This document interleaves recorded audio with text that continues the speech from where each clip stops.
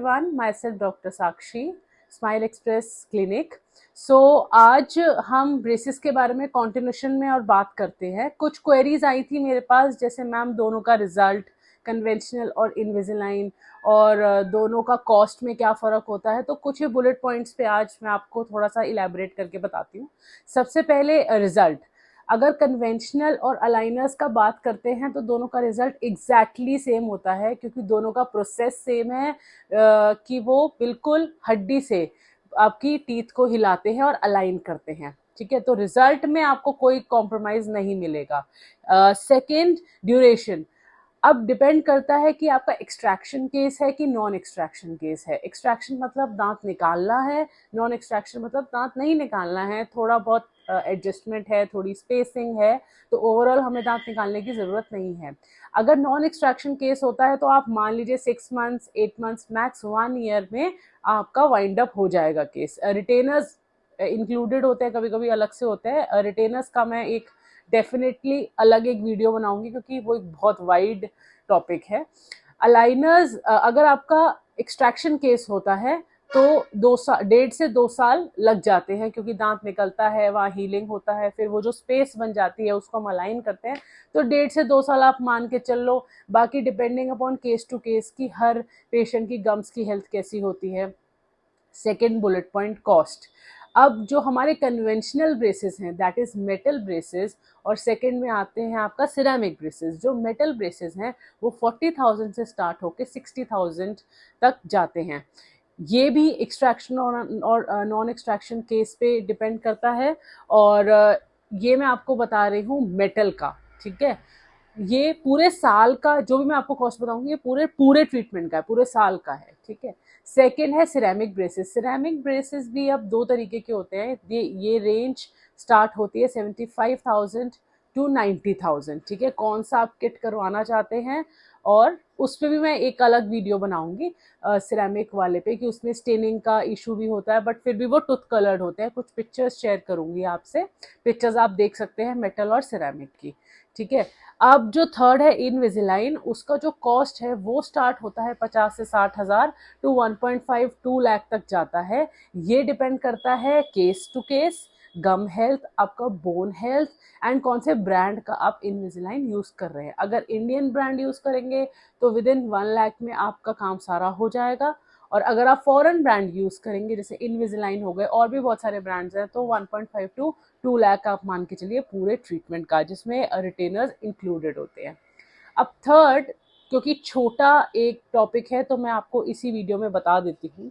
जो मेटल और ceramic braces हैं उनका प्रोसेस क्या होता है। जो ट्रांसपेरेंट अलाइनर्स हैं उसका एक अलग वीडियो बनाऊंगी मैं नेक्स्ट वीडियो में, जिसमें आपको पूरा प्रोसेस बताऊंगी कि पेशेंट आने के स्कैन से लेके रिटेनर्स तक। तो जो कन्वेंशनल ब्रेसेस है मेटल और सिरेमिक ब्रेसेस, उसका प्रोसेस क्या होता है कि पेशेंट सबसे पहले आता है, उनका हम क्लीनिंग और थॉरो प्रोफेशनल पॉलिशिंग करते हैं, जिससे कोई भी प्लाक, कोई भी कैलकुलस, कोई भी टाटर आपके माउथ में ना रहे। उसके बाद जो ऑर्थोडोंटिस्ट हैं वो आपको फर्स्ट सिटिंग में बुला के अपर ब्रेसेस लगा देते हैं, और 2 से 3 दिन बाद या हफ्ते बाद हम लोअर ब्रेसेस लगा देते हैं। ठीक है, हाँ जी। तो पहले और सेकंड सिटिंग में हम अपर और लोअर ब्रेसेस लगा देते हैं। कुछ दिन, 1 दिन 2 दिन, 1 हफ्ता अप्रॉक्सीमेटली पेशेंट को थोड़ा पेन रह सकता है, क्योंकि जो टीथ है वो अपने जड़ से मूव करते हैं। ठीक है, अलाइन होते हैं, तो उस टाइम हम पेन किलर देते हैं जो SOS होता है, अगर पेशेंट को लगता है। और अगर थोड़ा सा बर्दाश्त कर सकते हैं, थ्रेशोल्ड किसी पेशेंट की ज़्यादा होती है तो बर्दाश्त कर लीजिए। बस 1 हफ्ते 10 दिन की बात होती है, उसके बाद पेशेंट को ब्रेसेस से आदत हो जाती है, नॉर्मल हो जाता है। अब उसके बाद हम हर महीने आपको एक सिटिंग के लिए आना है, जिससे हम प्रेशर एडजस्ट करते हैं, देखते हैं कि कैसे ट्रीटमेंट हो रहा है, कहीं इनकरेज करना होता है, कहीं कुछ प्रेशर चेंजेस करने होते हैं लेमैन टर्म में, तो हम वो सब करते हैं। तो मोटा मोटा आपको महीने में 1 बार आना होता है बस। ठीक है, सिटिंग वो कंपलसरी है महीने 1.5 में।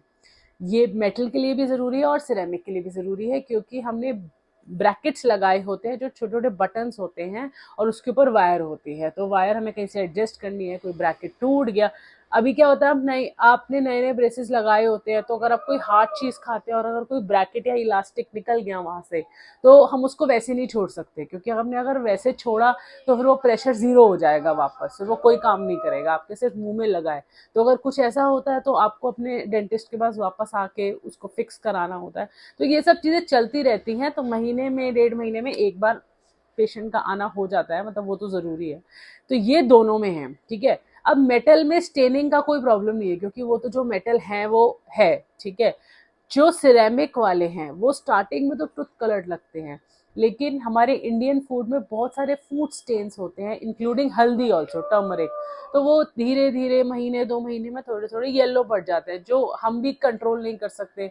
और पर इसमें यह है कि अगर आप बहुत अच्छे वाले कराएंगे, दैट इज 90,000 वाले, तो स्टेनिंग थोड़ी कम हो जाएगी। बट कन्वेंशनल जो है, जो 70-75 में है, उसमें आप मान के चलिए कि स्टेनिंग तो होती है, ठीक है। ये कोई भी शायद आपको नहीं बताएगा, लेकिन ये स्टेनिंग होती है। पर रिजल्ट में सबका बिल्कुल सेम है। सिरेमिक का ये बोल के सब बताते हैं कि बिल्कुल टूथ कलर्ड है, टूथ कलर्ड है, इनिशियली वो टूथ कलर्ड ही लगता है, लेकिन अब सोचिए अगर स्टेनिंग हो जाएगी तो थोड़ा तो अलग लगेगा ना, फिर पेशेंट बाद में डिसअपॉइंट हो जाता है।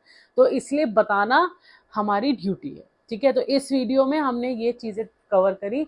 नेक्स्ट वीडियो मैं एक्सक्लूसिवली इनविजिलाइन का बनाऊंगी, इनविजिबल ट्रेस, जो आजकल बहुत मार्केट में है, जो हर पेशेंट को डाउट है। और इसकी नेक्स्ट में मैं सिर्फ आपको रिटेनर्स के बारे में बताऊंगी कि रिटेनर्स क्यों ज़रूरी हैं, और अगर वो नहीं पहनते तो ट्रीटमेंट पे क्या फ़र्क पड़ता है। Thank you so much.